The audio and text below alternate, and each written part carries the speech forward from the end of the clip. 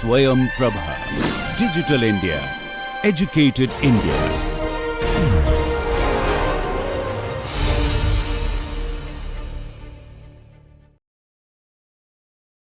Welcome back, everybody. So we are going to talk about bonding in organic molecules. Organic molecules are molecules that have a CH, carbon, hydrogen, or hydrocarbon backbone. You can have other flavors on it, like oxygen, sulfur, nitrogen, phosphorus, but mainly it's CH bonds. Obviously, we want to know how they're all tied up together, right? Because that would determine how they're going to behave, their property, their reactivity, chemical and physical properties basically would depend on the bonding, what type of packaging they come in, all right? So let's look at some CH bonding. CH bonding in organic. CH bonding is found in all, no exception. If there's no CH, it's not organic. Organic molecules. Are they all the same? We're going to see that no, they're not all the same. Okay, so let's look at how they are. A carbon atom, and you did this in Gen Chem, has an electron configuration. It's in group 4. And so you have hydrogen, helium, then lithium, beryllium, boron, carbon. So that's 6 electrons right there. So if you do the 1s2, 2s2, 2p2, this is your valence, that's your core. And you know that core electrons never get involved in bonding. They're too much inside for them to interact with the outside world. At least this is in the valence bond theory. It's a little bit different when you talk about molecular orbital theory, where all of the electrons are involved. So we're talking valence bond theory right now. So here are the valence electrons, okay? So you have an s orbital, and that's filled. You have 2 electrons in there. And you have 2s2, and then you have 2p2. So you have a p orbital, and you have, you would have 3 p orbitals, and I'm going to put the other one like that.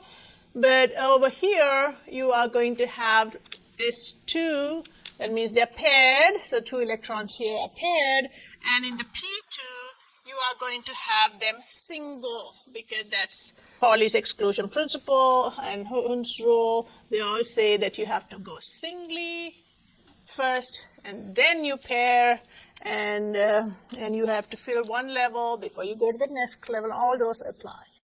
Which means you have an s in the center, you have 2 p orbitals like this, and the s is filled, so there's no bonding in the s.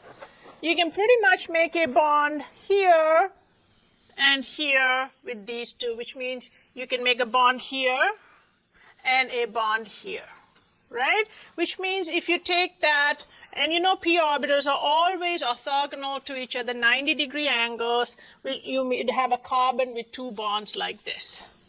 Is that what you talked about in carbon? What do you think? First of all, we need octet, right? We've talked about octets extensively, so we need an octet field. And 2, we've talked about carbon being like this, pretty much a tetrahedral molecule for a carbon, a methane. So we've talked about tetrahedral structures.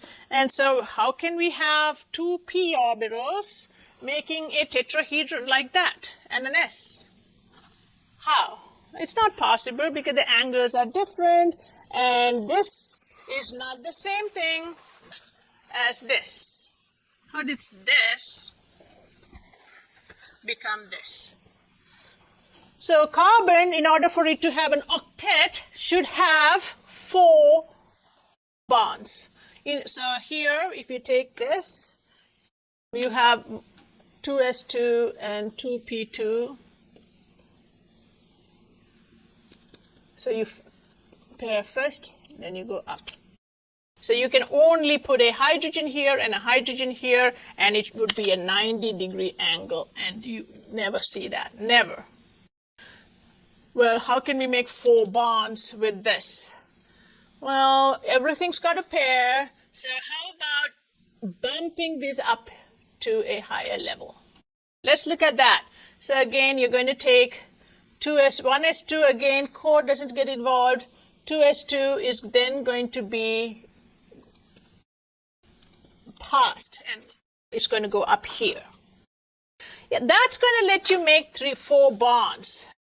But check this out. You have a P in the Z direction, P, let's say in the X direction, and a P in the Y direction, and they're all around the same central carbon because these are the orbitals of carbon, right?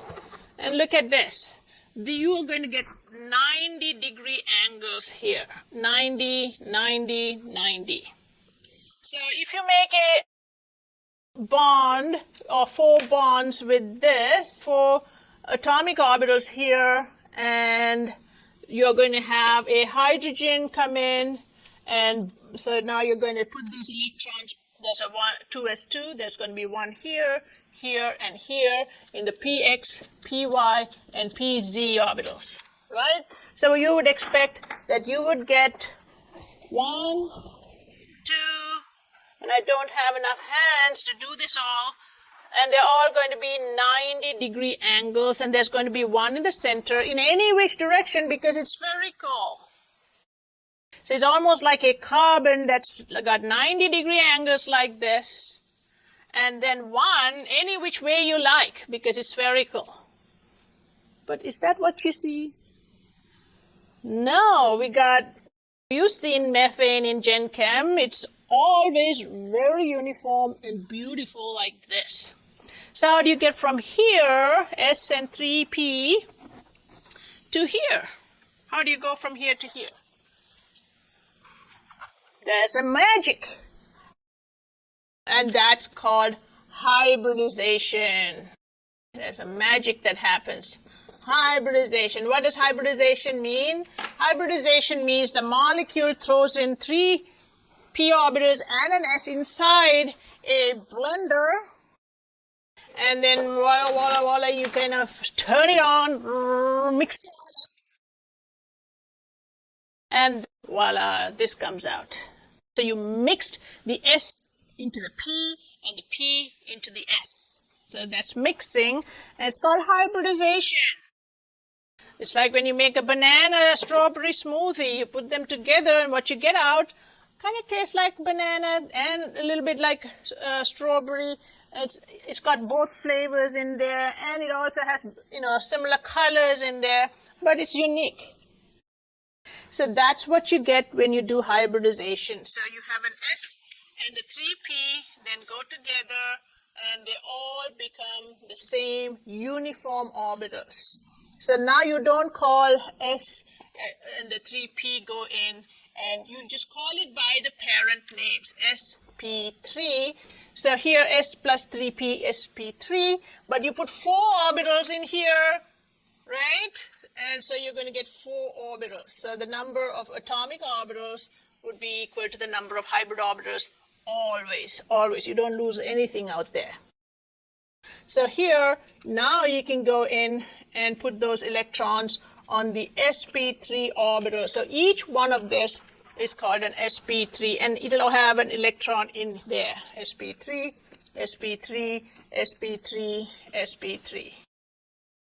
And so you have electrons in the sp3, and now you can do some bonding. You can take these electrons, and then you can pair them with another atom. Let's say the simplest is going to be a hydrogen. So I can bring, so this is all going to be around your carbon, and they are going to have a shape like this.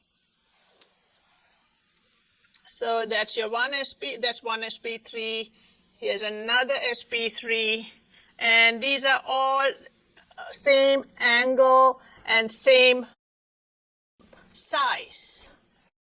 What are the advantages in hybridization? You can see the lobe is bigger and the electron density. So if you take the wave function here, and the square of the wave function is the probability of finding an electron in here 90% of the time, that's all contained in this big lobe. So now it's much easier to then bring this and make a head-on collision bond with this hydrogen. So let's say your hydrogen has got an electron that needs a pair. It comes in and melds together and makes one orbital. That's called a sigma bond because the nucleus and the nucleus of the carbon are in here and the electrons are in between. So when the electrons are on the internuclear axis, that's a sigma bond. All right. So here is a sigma bond. So now you won't see a pink and a red. You'll see just one orbital like that, and the hydrogen will be inside. That's an sp3s bond, sigma bond. And you will have 4 of these. And you'll have 4 of these. I don't have 4 hands, unfortunately, to do 4 at the same time, but you just have to use your imagination. So you'll have 4 of these, and that's what heats up your home every night. The energy that you get to dry your clothes, your natural gas even drives your buses, that small molecule. Methane. So here, uniform sp3, and then you're going to bring 4 hydrogen atoms, and they are going to then go in here, and let's say these are your hydrogen atoms. 4 of them, they're going to have their pair and make a CH bond, and this is how we represent that. So this, let's say this is your hydrogen electron in here, and the reason why we are putting these kind of hooks up and down is because they have spin. So they have spin in one direction, and then the other one that comes and pairs with it spins in the other direction, so they're spin paired. So that's why we do this, to show spin pairing. Carbon, hydrogen, carbon, hydrogen, carbon, hydrogen, 4 of them. So this is just an energy stack diagram. But the orbital diagram is going to show where over here you're going to have your hydrogen pairing with this. And then you are going, well, you could say, there's like an overlap here. That's like the typical diagram that you draw. But really it's going to be 4 big lobes like that for a methane. So that is going to be CH4. Now it's a little bit cumbersome to kind of draw methane like this every time. So for every bond, every pair of electrons that's in the internuclear axis, that's called sigma bond, we are going to draw a line just to simplify it. So that means electrons are in the internuclear axis. This is the nucleus, this is the nucleus. In between, you're finding these electrons. That's a sigma. You can only make 1 sigma between 2 elements because there is no other space to, there's only 1 internuclear axis. So you can't make 2 sigma bonds in an element, but you have to first make a sigma bond to make any form of contact between 2 elements. That's the main bonding. You can have, subsequent bonding parallel to this called pi bond, and we'll talk about that later. But without the sigma here, there's no pi, there's nothing else. There's no contact. The first point of contact is a sigma. Electrons in the axis of the internuclear, in the internuclear axis overlapping to give you a bond. So there is going to be a carbon, and you will have then hydrogens here, and I know it looks like this is not 3D. The way we do 3D is the one that's coming towards you, we put as a wedge. The one going away from you, we'll put as a dash. So that would be a 3D representation of that molecule. All of these are 109.5, and so because we did learn of VSEPR theory, valence shell electron pair repulsion theory, electrons want to be as far apart from each other as possible because of the electron-electron repulsion, right? So because of that, maximum distance and angle and maximum overlap, because these are bulging out to then overlap with your atoms. It could be a carbon or it could be a hydrogen. So this is just methane CH4.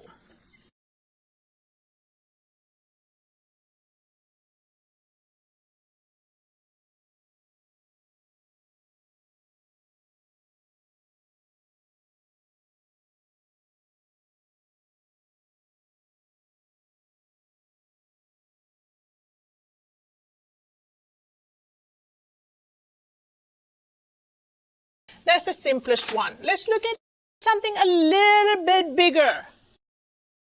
Let's say you want to make a molecule that has 2 carbons. So you have a carbon, and you're going to bring in another carbon, and you're going to bond it. So same thing, 1s2 2p2, but we know that this cannot happen because there's not enough space for 4 bonds to get an octet. So you spread these out, but then this is not an evenly spaced bond. You're still going to have 90-degree angle, which is bad. So then you hybridize it. So you go from here, and so you have a carbon here that is going to have, again, let me do this again. So you have S, and here S2 carbon 1, and let's say carbon 2. You're going to take 2 carbons and bond them. So here's your SP, and this is not going to work. They are going to hybridize. They would both have to hybridize.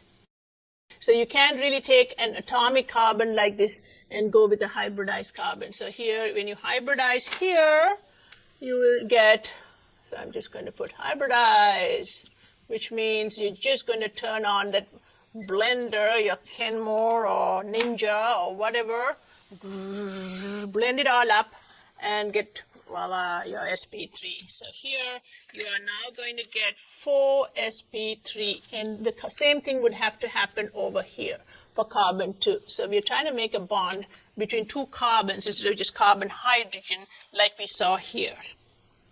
So this is for CH4, and we're going to see what happens when you have a C bond.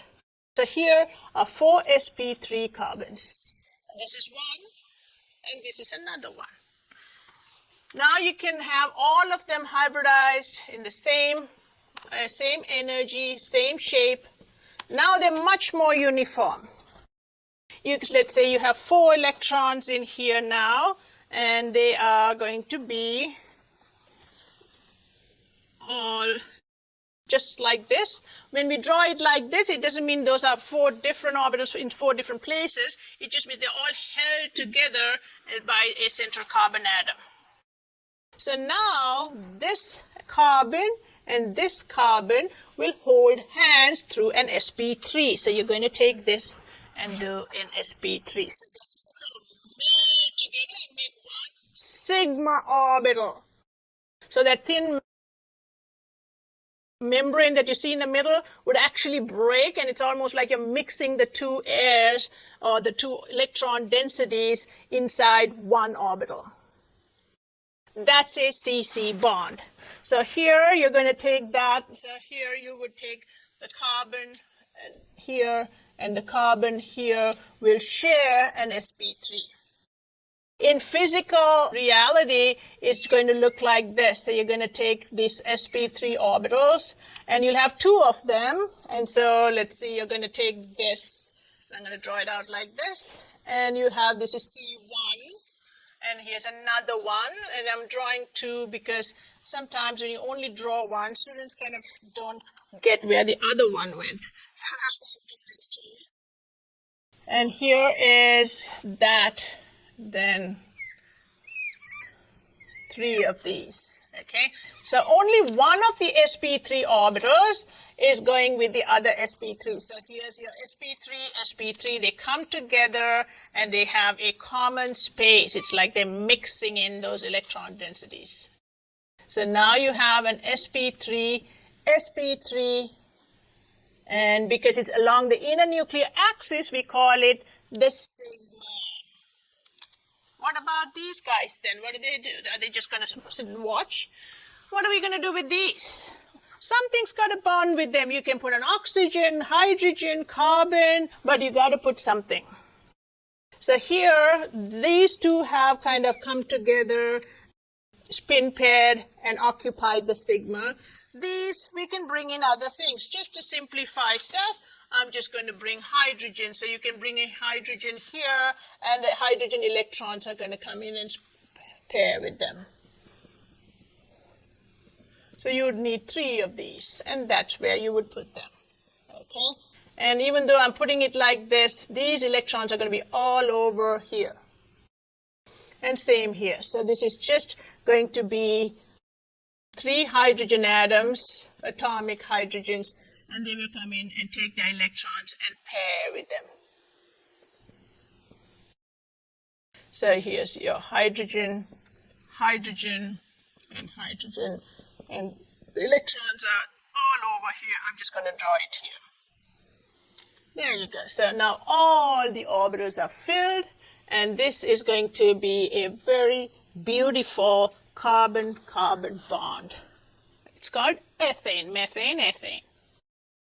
Now again, as I said before, we don't really want to draw all of this every time we say ethane. For every sigma bond is denoted by one line. That's it. Carbon sigma bond. And here too, the hydrogen nuclei are right here. So these electrons are in the internuclear axis. So these are all sigma bonds. So you'll have all this are going to be lines as well. Sigma bond, one sigma bond is one line. There you go, that's ethane. And if you want to, you can draw it 3D just like that with wedges and dashes. Okay, let's draw it out. So here's your carbon, carbon, and you can have your hydrogens like this, parallel to each other.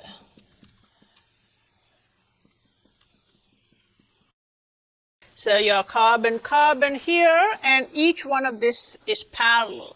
This is called an eclipse. And we'll talk about this when we talk about conformation. But we can also draw it so that it's staggered like this. So that is going to be when you have the carbon-carbon bond here opposite. And so nothing is in the same space as before. So here's your hydrogen, and here is your hydrogen. So nothing is kind of eclipsed, and this is staggered. The molecules actually, because they're all electrons, they don't want to be back to back like this because it's almost like